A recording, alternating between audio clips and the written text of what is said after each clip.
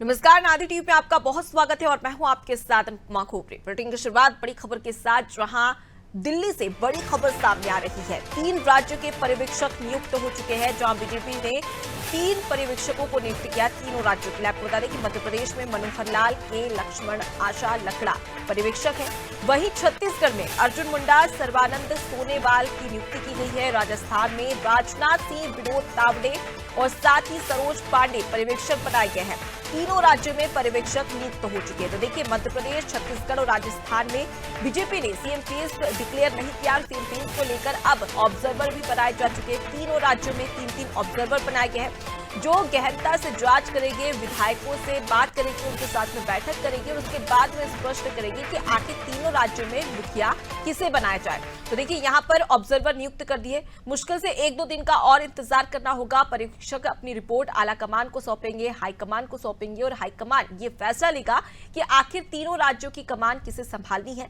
लेकिन वहीं दूसरी ओर देख लिया जाए तो तमाम जो दिग्गज नेता है, जिनका जिक्र किया जा रहा है कि इन्हें मुख्यमंत्री बनाया जा सकता है तीनों राज्यों में, वो लगातार दिल्ली दौरे पर है। आपने देखा कि जैसे मध्य प्रदेश की बात कर ली जाए तो प्रहलाद पटेल, वीडी शर्मा राष्ट्रीय अध्यक्ष जेपी नड्डा से मिलने पहुंचे थे। वहां पर उन्होंने बातचीत की दिल्ली में। उसके बाद में वो वापस अब भोपाल आ चुके हैं। लेकिन वहीं दूसरी ओर मध्य प्रदेश में सीएम शिवराज सिंह चौहान का ये कहना है कि अब हम लोकसभा चुनाव की तैयारी कर रहे हैं, यानी कि हाईकमान एक तरफ ये फैसला करेगा कि आखिर मध्य प्रदेश में मुख्यमंत्री कौन होगा। तो वहीं वर्तमान मुख्यमंत्री शिवराज सिंह चौहान राघवगढ़ के साथ ही साथ तमाम जो कमलनाथ का गढ़ कहा जाता है, उसे लेकर तैयारियां शुरू कर रहे हैं। कार्यकर्ताओं से मिल रहे हैं, जनता को संबोधित कर रहे हैं, उनका आभार तो जताया ही जा रहा है। साथ ही ये भी कहा जा रहा है कि 2024 में 29 की 29 लोकसभा सीटें खाते में जाएगी बीजेपी के। लेकिन वहीं दूसरी ओर सबका सवाल यही कि आखिर मध्य प्रदेश, राजस्थान और छत्तीसगढ़ का मुख्यमंत्री कौन होगा, किसके सर पर राज तिलक होगा, इसका इंतजार किसको मध्य प्रदेश, राजस्थान और उसके साथ ही साथ छत्तीसगढ़ की सत्ता की कमान सौंपी जाएगी। देखिए, इंतजार अब खत्म होने वाला है, क्योंकि पर्यवेक्षक की नियुक्ति हो चुकी है और पर्यवेक्षक की नियुक्ति के बाद में अब जल्द ही 1-2 दिन में पर्यवेक्षक जो ऑब्जर्वर है तीनों राज्यों से विधायकों से बातचीत करने के बाद में वो रिपोर्ट पेश करेंगे आला कमान यानी हाईकमान को। उसके बाद में वो ये फैसला लेगा कि मध्य प्रदेश, राजस्थान और छत्तीसगढ़ में कौन मुख्यमंत्री होगा। देखिए, अब आपको यहां पर बता देते कि मध्य प्रदेश में मनोहर लाल, जो कि हरियाणा के मुख्यमंत्री हैं, उन्हें भी ऑब्जर्वर बनाया गया है। उसके अलावा के लक्ष्मण, आशा लकड़ा, इन्हें पर्यवेक्षक बनाया गया है। छत्तीसगढ़ की बात कर ली जाए तो छत्तीसगढ़ में अर्जुन मुंडा, सर्बानंद सोनोवाल को नियुक्त किया गया है। तो वहीं राजस्थान में राजनाथ सिंह, जो कि रक्षा मंत्री है, उन्हें ऑब्जर्वर बनाया गया है। विनोद तावड़े और उसके साथ सरोज पांडे पर्यवेक्षक बनाई गई हैं। तो तीनों राज्यों में ऑब्जर्वर नियुक्त हो चुके हैं और ये दोनों रिपोर्ट पेश करेंगे। उसके बाद में स्पष्ट हो जाएगा कि आखिर तीनों राज्यों में मुख्यमंत्री कौन होगा। तो देखिए, लगातार सियासी बाजार में चर्चा जो थी वो काफी गर्म चल रही थी कि मुख्यमंत्री किसे बनाया जाए।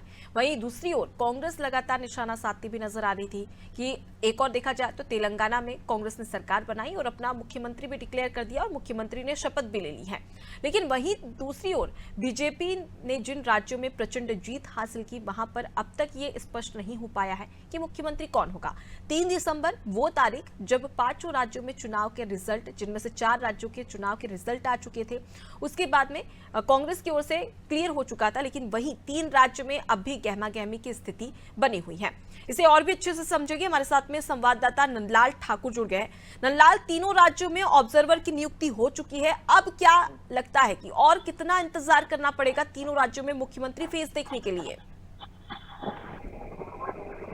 जी बिल्कुल, जिस पर जो है भाजपा लगातार मंथन करते आ रही थी और मंथन करते करते जो है दिल्ली में भी इस बात का चर्चा चल रहा था कि जो है तीनों राज्य के, छत्तीसगढ़ की बात करें, चाहे मध्य प्रदेश की बात करें, चाहे राजस्थान में, तीनों राज्य में पूर्ण बहुमत की सरकार भारतीय जनता पार्टी ने बनाई। और उसके बाद से जो सुर्खियों में रहे, जो रेस में है कि मुख्यमंत्री चेहरे को लेकर लगातार बातचीत चल रही थी, उसका जो है घड़ी पर्यवेक्षक जो है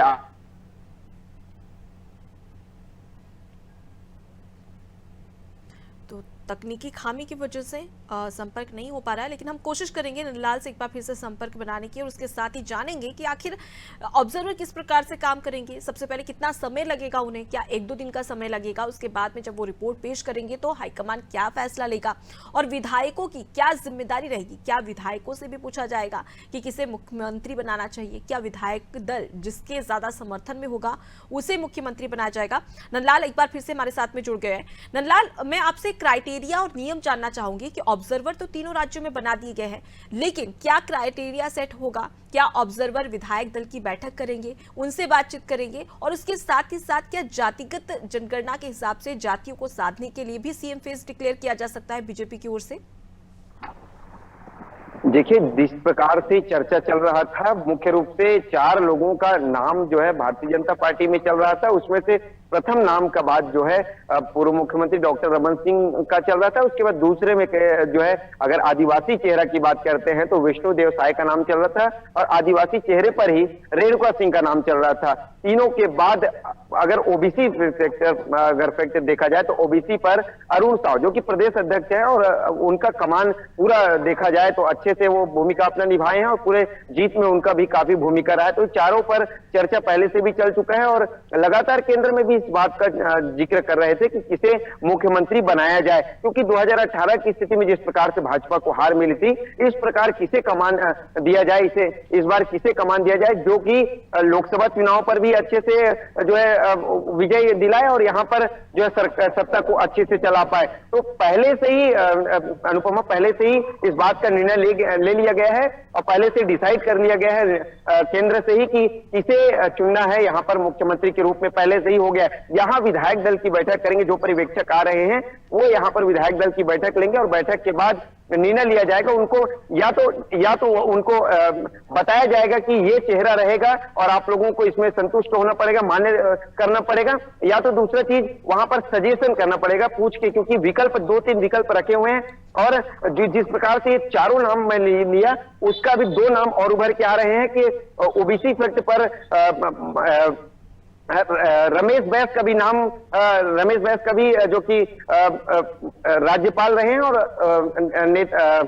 राज्यपाल के बाद ननकी राम उसका भी चल रहा था। तो लगातार देख सकते हैं कि किस प्रकार से यहाँ पर मुख्यमंत्री को लेकर जितना मुझे लगता है कि जितना जीतने पर भाजपा को कठिनाई नहीं हुई है, उतना तीनों राज्य के मुख्यमंत्री चयन करने पर इनको बड़ा कठिनाई करना पड़ रहा है। और यहाँ पे हो सकता है आज शाम तक या फिर कल तक यहाँ पर आ जाएंगे पर्यवेक्षक और आने के बाद यहाँ विधायक दल को बैठक करेंगे और आज सूचित कर दिया जाएगा कि जितने भी विधायक है उनकी बैठक तय की गई है और उसके बाद जो है 12 तारीख तक यहाँ पर सीएम का चेहरा भी लोगों के सामने आ जाएगा। और लगातार जिस प्रकार से ओबीसी फैक्ट को, क्योंकि रमन सिंह की बात चल रही है, तो रमन सिंह का बात जब जनरल कैटेगरी पर आएगा तब जाके उनका नाम आ सकता है। और क्योंकि अगर कहीं आदिवासी चेहरे की अगर बात करते हैं तो आदिवासी चेहरे पर 2 नाम ज्यादातर रेणुका सिंह का भी सुने हैं और विष्णुदेव साय का नाम भी सुने हैं। तो ये 2 नाम काफी चर्चित हैं और विष्णुदेव साय 2 बार के अध्यक्ष रह चुके हैं, तो दोनों बार के अध्यक्ष। और जिस प्रकार से रमन सिंह का शुरुआती राजनीतिक अनुभव रहा है 1983 से लेकर, उसी प्रकार 1983-85 में ये भी विधायकी कर चुके हैं। तो इस प्रकार से उनका लंबा राजनीतिक अनुभव है, वो ज्यादातर उनको महत्व दिया जा सकता है। आदिवासी चेहरा को पहले से ही महत्व दिया जा सकता है। तो आपने कई सारे नामों का यहाँ पर जिक्र किया और यहाँ पर कठिनाई बीजेपी को इसलिए भी हो रही है क्योंकि 2024 में लोकसभा चुनाव होगा और जाहिर सी बात है कि इन तीनों राज्यों में कई सारी लोकसभा सीटें हैं जो कि काफी खास रखती है बीजेपी के लिए हिंदी भाषी राज्यों में। अब ऐसे में बीजेपी किसी प्रकार का रिस्क नहीं लेना चाहती क्योंकि सीएम फेज के जरिए ही 2024 का की रेस में कहीं ना कहीं बीजेपी आगे बढ़ना चाहती है और यही वजह है कि लगातार जद्दोजहद और प्रयास यहां पर जारी है और कोशिश भी की जा रही है कि सही सीएम चुना जाए जिससे कि बीजेपी को फायदा हो सके। लेकिन हम तीनों राज्यों की बात कर ली जाए जिसमें से छत्तीसगढ़ टॉप 3 अगर बात करें तो कौन कौन से ऐसे चेहरे हैं जिनका सबसे ऊपर नाम लिया जा रहा है कि इनकी पूरी तरीके से संभावना है कि इन 3 नामों में से किसी एक को ही मुख्यमंत्री बनाया जाएगा? देखिए, मैंने कहा कि जिस प्रकार से पूर्व मुख्यमंत्री डॉक्टर रमन सिंह कमान संभाले हुए थे, वो चर्चित चेहरा है। यदि उनके बारे में अगर बात की जाए तो वो चाउर वाले बाबा से लेकर वो जो है कमल का यहाँ अगर कहीं कोई प्रचार प्रसार जोरों शोरों से 2003 से हुआ है तो रमन सिंह को एक लोग जानते हैं, यहाँ की पूरी जनता जानती है। तो इसलिए रमन सिंह का नाम पहले नंबर पर रखा गया है अभी भी। और 2 ऐसे चेहरे हैं रेणुका सिंह और विष्णुदेव साय, दोनों का नाम भी चल रहा है। ये 3 ऐसे चेहरे हैं जिनका नाम तीनों में से एक का ही चयन किया जाएगा, ऐसा माना जा रहा है और कयास लगाया जा रहा है, क्योंकि निर्णय तो केंद्र ने ले लिया है, सिर्फ नाम का। जी, तो बिल्कुल यहाँ पर केंद्र ने निर्णय ले लिया है, लेकिन ऑब्जर्वर पर भी कहीं ना कहीं नजरें टिकी हुई है और अब देखने वाली बात होगी कि ऑब्जर्वर तमाम जांच के बाद, समीक्षा के बाद में क्या कुछ फैसला लेते हैं। फिलहाल के लिए बहुत शुक्रिया नंदलाल, तमाम जानकारी हम तक पहुंचाने के लिए। देखिए, हमारे संवाददाता छत्तीसगढ़ से जुड़े थे नंदलाल, जिन्होंने जानकारी दी कि किन किन नाम में कौन कौन से ऐसे दिग्गज नेता है जिनका नाम सबसे ऊपर है। रमन सिंह की बात कर ली जाए तो देखिए, रमन सिंह 15 साल तक के छत्तीसगढ़ में बीजेपी की सरकार चला चुके हैं। उसके बाद में एक बार फिर से 2023 में उन्हें कमान दी जा सकती है, ऐसी संभावनाएं यहां पर जताई जा रही है।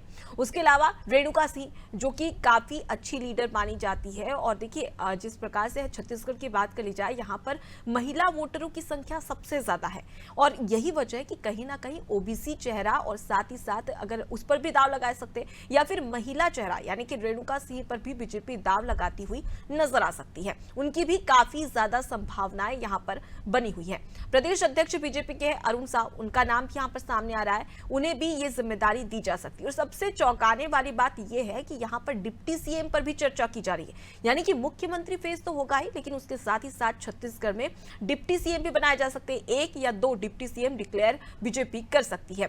तो तमाम संभावनाएं यहां पर जताई जा रही है और यह भी माना जा रहा है कि जितना टफ बीजेपी के लिए चुनाव जितना नहीं था, उतना चुनाव में मुखिया किसे बनाया जाए, प्रदेश में मुखिया किसे बनाया जाए, वो ज्यादा टफ नजर आ रहा है। लेकिन बीजेपी अपनी रणनीति के लिए काफी जानी जाती है। छत्तीसगढ़, राजस्थान और मध्य प्रदेश में प्रचंड जीत जिस प्रकार से बीजेपी ने हासिल की है, इससे स्पष्ट होता है कि कोई ना कोई बड़ा फैसला यहां पर बीजेपी लेगी। और हमेशा जब भी बीजेपी इस प्रकार के फैसले लेती है तो वो कहीं ना कहीं चौंकाने वाले होते हैं।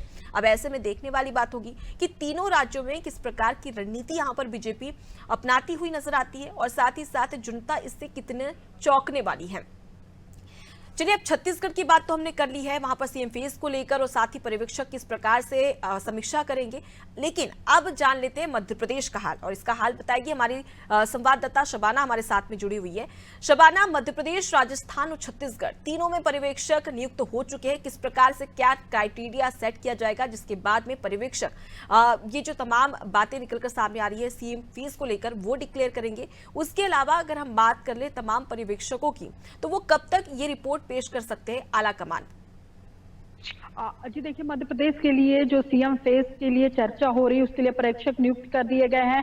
पहली बार ऐसी स्थिति बनी है कि जो किसी राज्य के मुख्यमंत्री हैं, जैसे मनोहर लाल खट्टर, उनको मध्य प्रदेश का पर्यवेक्षक बनाया गया है। इसके अलावा जो है डॉक्टर ओबीसी मोर्चा के जो अध्यक्ष, राष्ट्रीय अध्यक्ष है, वो भी यहाँ पर जो है वो पर्यवेक्षक बनकर आ रहे हैं। इसके अलावा जो है राष्ट्रीय सचिव आशा लकाड़ा को भी यहाँ पे पर्यवेक्षक बनाएंगे। तो ऐसे में मध्य प्रदेश में जो भाजपा में असमंजस की स्थिति पैदा हो गई, क्योंकि केंद्रीय मंत्री मैदान में थे, सांसद मैदान में थे, बड़े नेता मैदान पे थे, एक तरफ मुख्यमंत्री शिवराज सिंह चौहान। तो कई तरीके का जो सवाल यहाँ पे मध्य प्रदेश में भाजपा की तरफ से उठ रहा है। एक तरफ ये भी उठ रहा है कि सीएम के चेहरों को लेकर काफी लेट हो रहा है। 3 तारीख को रिजल्ट आ गया था, आज जो है 7 तारीख हो गई है, तो कहीं ना कहीं एक बड़ा सवाल यहाँ पे उठ रहा है। 8 तारीख हो गई तो कहीं ना कहीं बड़ा सवाल उठ रहा है यहाँ पर कि लगातार पत्रकार भी जो है प्रहलाद पटेल से ये पूछते हुए नजर आए कि सर लेट हो रहा। लेकिन उन्होंने जब सीएम फेज को लेकर बातचीत हुई तो उन्होंने साफ तौर पर इनकार कर दिया कि पार्टी तय करेगी, संगठन तय करेगा। हालांकि ये अफवाह आ रही है कि शाम तक इस पर कुछ निर्णय हो सकता है। जो पर्यवेक्षक है उनका एक क्राइटेरिया है जो सेट कर दिया गया है, सभी पार्टी के प्रभारियों से बातचीत करेंगे,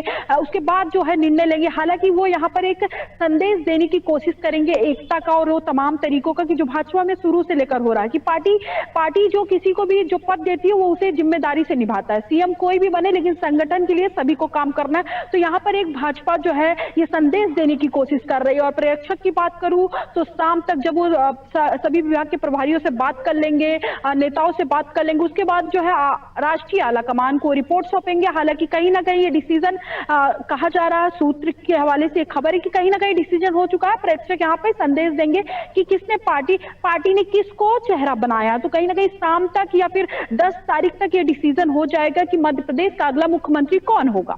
जी बिल्कुल, तो ये स्पष्ट तो हो जाएगा, लेकिन यहाँ पर डिप्टी सीएम बनाने की भी चर्चाएं देखने को मिल रही है। अगर राजस्थान और छत्तीसगढ़ की बात करी जाए तो वहां पर तो साफ कह दिया कि डिप्टी सीएम बनाया जा सकता है, लेकिन मध्य प्रदेश में कितनी संभावनाएं जताई जा रही है? क्योंकि अब तक हमने सीएम शिवराज सिंह चौहान के कार्यकाल में देखा पिछले 20 सालों में, तो अब तक कोई डिप्टी सीएम नहीं बनाया गया है, लेकिन इस बार ये भी चर्चा की जा रही है।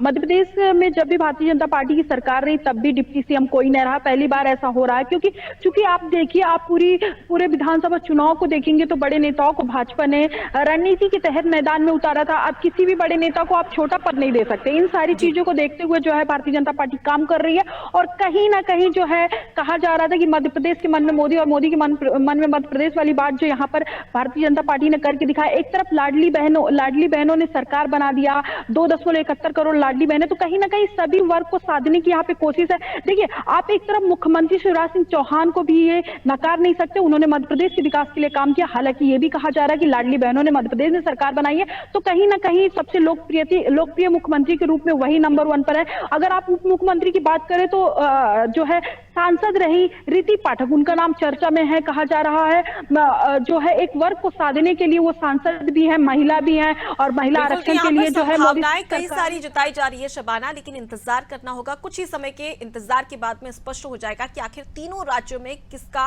राज तिलक होगा। फिलहाल के लिए बहुत शुक्रिया तमाम जानकारी हम तक पहुंचाने के लिए। तो देखिए, लगातार सीएम फेज को लेकर जो सियासी बाजार है उनमें चर्चाओं का बाजार लगातार गर्म होता नजर आ रहा है, लेकिन अब सवाल यही, और ये भी जानकारी में मिल रहा है कि आखिर सीएम फेज किसे बनाया जाए। ये भी कहा जा रहा है कि जो हाईकमान है, आला कमान है, उन्होंने फैसला ले लिया है, लेकिन पर्यवेक्षक अब ये निर्धारित करेगी कि आखिर तीनों राज्यों में